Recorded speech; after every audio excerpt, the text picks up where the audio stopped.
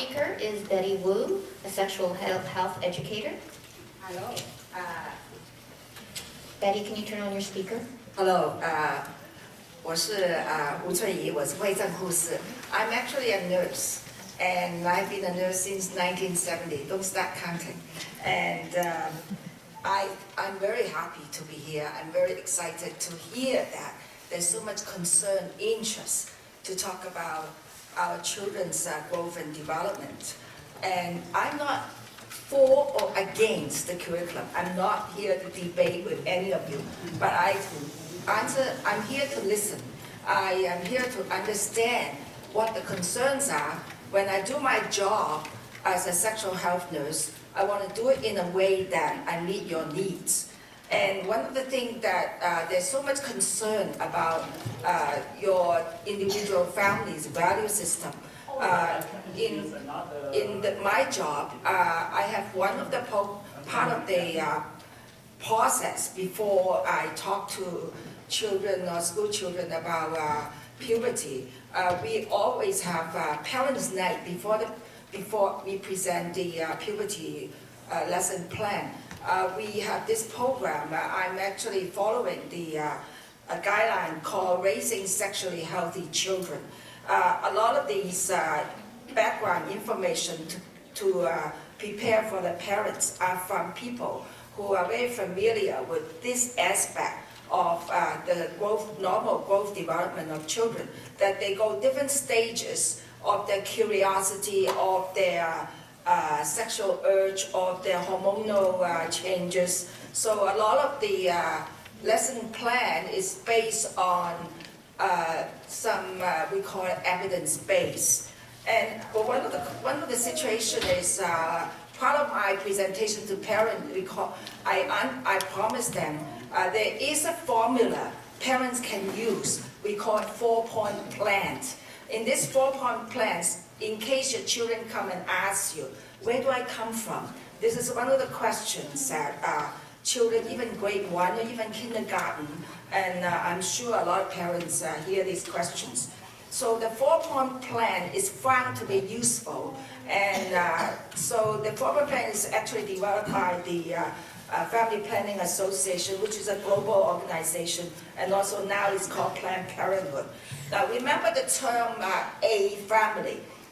If you spell out the word A family, the first 4 letters, A stand for acknowledgement. If, just like you guys, come and talk to the curriculum developer about your questions and concerns, I think you're right. A lot of our panelists talk about the acknowledgement of people's interests and opinion. So we have to acknowledge our children's question, affirm that. It's very good, Michael, you come and ask me about these questions. And then the next letter is F. F stands for facts. How about that, Michael? We go and find out where you come from, including some of the concern about fetal development. Let's go to the library. Although I may know all the answer, but I think to show the child as how to find out the information is helpful. And then the other letter is A again, A family. Remember that spelling. The other A, it stands for accountability. You are responsible. I'm going to tell my child, you are responsible to find the answer. You are responsible to make your own choice. Irrespective what the parents or what I as a parent tell you or your teacher tells you. And then finally, the other word is M, A family. The M stands for my value system, my family's value system. We always think that the reason that we develop the Raising Sexually Healthy Children is to tell the parent, you are the primary educator of your parent. Nobody. In Canada, I don't think the law take that away from you.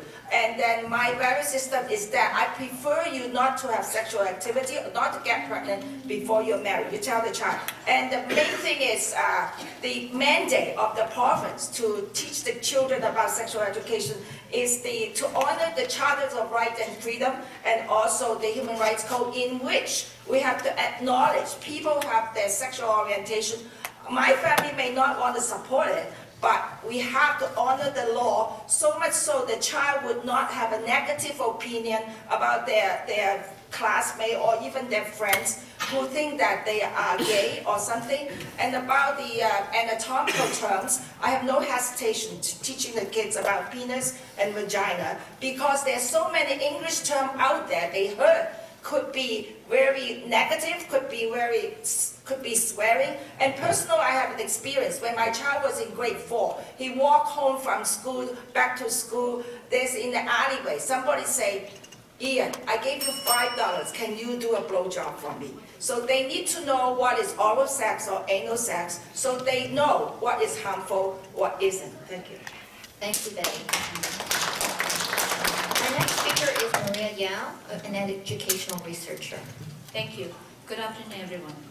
Thanks for the organizers for inviting me here to share my thoughts on this very sensitive and important issue. As an immigrant person, parent, as a person of faith, and also professionally as educational researchers for nearly 30 years. I'm old.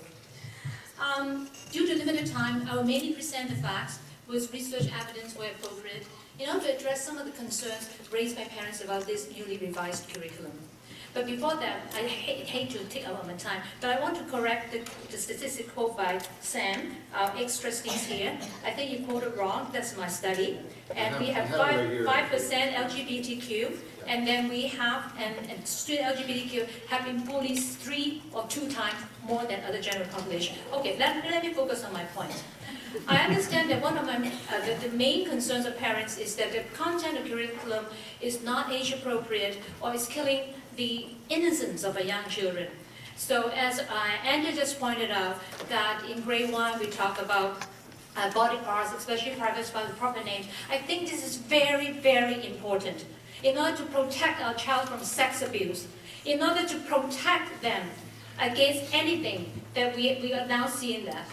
And then grade 3 curriculum, they talk about respect for others from different backgrounds. Here they're not teaching about sex. They are talking about the realities in this world and how to respect each other's differences, whether we can identify them or we like them or not. In grade 6, no one is talking about teaching about masturbation.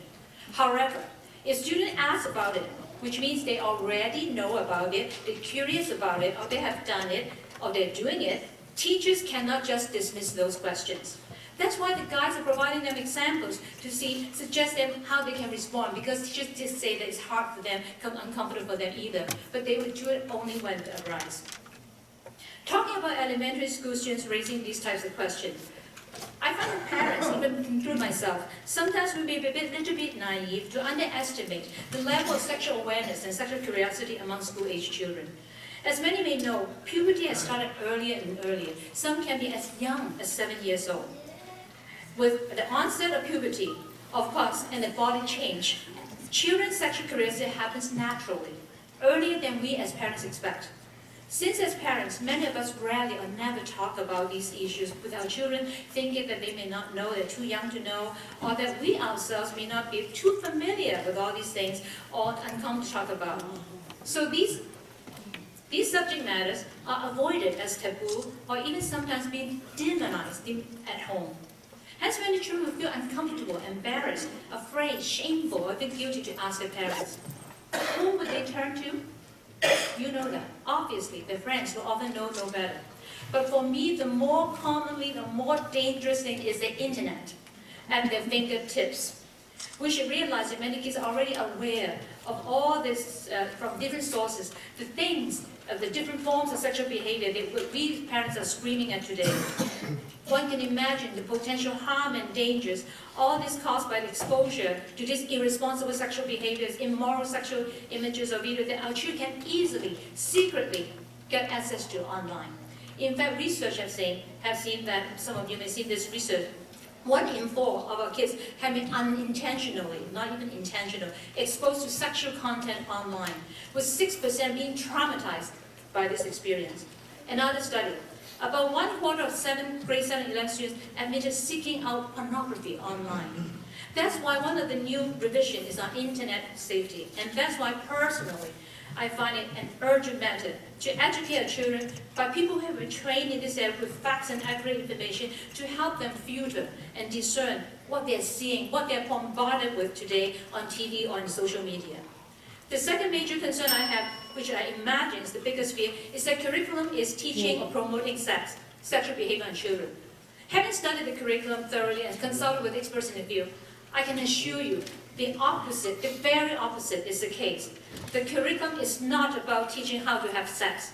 Rather, it's about how to teach our children to take care of their body, learning about the body science, learning about sexual health, understanding that sexual activities, regardless of form, is dangerous.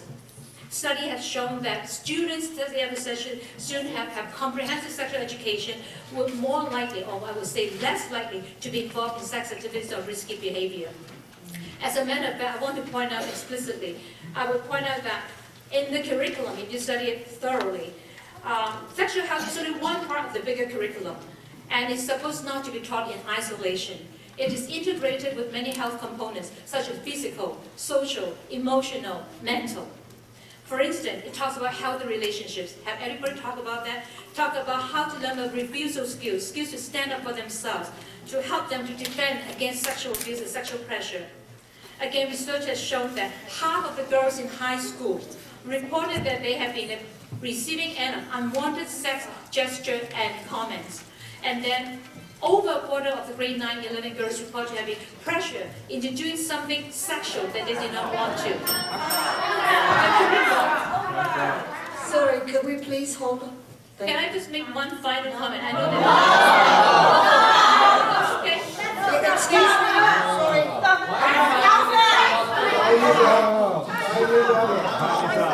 Okay, I'm going to count to 3. 1, 2, 3. Can I please have your silence?